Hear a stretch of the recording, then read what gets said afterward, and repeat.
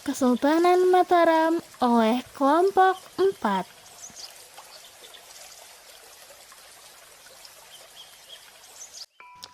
Halo semua, perkenalkan nama aku Nasya Dira Destiani. Kali ini aku akan menjelaskan seputar Kesultanan Mataram.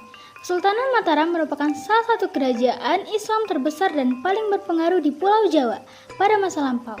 Berdiri pada akhir abad ke-16, Mataram memainkan peranan penting dalam perkembangan politik, sosial, ekonomi, dan budaya masyarakat Jawa. Dengan pusat kekuasaan awalnya berada di wilayah Kota Gede, sekarang bagian dari Yogyakarta. Kerajaan ini menjadi kekuatan dominan di wilayah tengah dan timur Jawa, serta memberikan warisan budaya yang bertahan hingga kini. Selanjutnya latar belakang Kesultanan Mataram. Awal mula berdirinya Kesultanan Mataram bermula dari pemberian tanah di wilayah Mataram oleh Sultan Hadiwijaya dari Kerajaan Panjang kepada Ki Ageng Pemanahan sebagai hadiah karena jasanya menumpas pemberontakan Arya Penangsang. Setelah Ki Ageng wafat, kepemimpinan wilayah ini dilanjutkan oleh putranya yaitu Sutawijaya. Dengan dukungan politik dan kekuatan militer, Sutawijaya kemudian memisahkan diri dari Pajang dan membentuk kekuasaan baru, yaitu Mataram. Ia menyatakan kemerdekaannya dan mengambil gelar Penembahan Senapati. Dari sinilah Mataram berkembang menjadi kerajaan Islam yang besar dan mandiri. Masa kejayaan. Mataram mencapai puncak kejayaannya di bawah kepemimpinan Sultan Agung Hamengkubuwono, memerintah selama 1613 sampai 1645. Ia berhasil memperluas wilayah kekuasaan Mataram hampir ke seluruh Pulau Jawa. Beberapa kerajaan kecil seperti Surabaya, Madura, dan Belambangan berhasil ditaklukkan. Sultan Agung juga dikenal karena penyerangan ke Batavia pada tahun 1628 dan 1229 sebagai bentuk perlawanan terhadap Vots Belanda. Walaupun penyerangan itu gagal, ia dianggap sebagai pahlawan karena semangat anti kolonialisme. Dalam bidang budaya, Sultan Agung juga menciptakan sistem kalender Jawa Islam. Sebagai simbol akulturasi budaya, ia juga memperkuat identitas Jawa melalui seni, bahasa, dan kesusastraan. Politik dan pemerintahan. Kesultanan Mataram menganut sistem pemerintahan monarki absolut, di mana raja memiliki kekuasaan mutlak sebagai pemimpin politik, militer, dan agama. Dalam menjalankan pemerintahan, raja dibantu oleh pejabat tinggi seperti Patih, Perdana Menteri, Tumenggung Komandan Wilayah, dan abdi dalam pengurus dalam istana. Sistem birokrasi diatur dalam struktur hierarkis yang rapi dan mencerminkan budaya Jawa yang sangat menjunjung tinggi tataan sosial. Pusat pemerintah berada di keraton, yang bukan hanya tempat tinggal raja, tetapi juga simbol kekuasaan spiritual dan budaya. Sosial dan budaya Kesultanan Mataram. Struktur sosial masyarakat Mataram terbagi atas beberapa lapisan, yaitu bangsawan, rakyat biasa, dan abdi dalam. Setiap lapisan memiliki peran dan tanggung jawab yang berbeda. Kesenian dan kebudayaan Jawa mengalami kemajuan pesat, seperti pertunjukan wayang kulit, musik gamelan, tari-tarian, dan batik. Kesastraan Jawa juga berkembang dengan munculnya karya-karya dalam bentuk serat dan babat.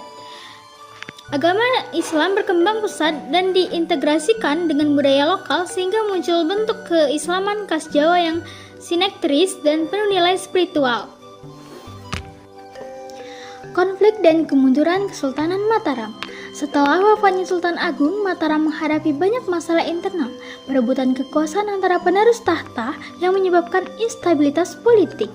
Di saat yang sama, VOC mulai memanfaatkan kondisi ini dengan memberikan bantuan kepada pihak-pihak tertentu dalam perebutan kekuasaan dengan imbalan konsesi dan hak-hak dagang.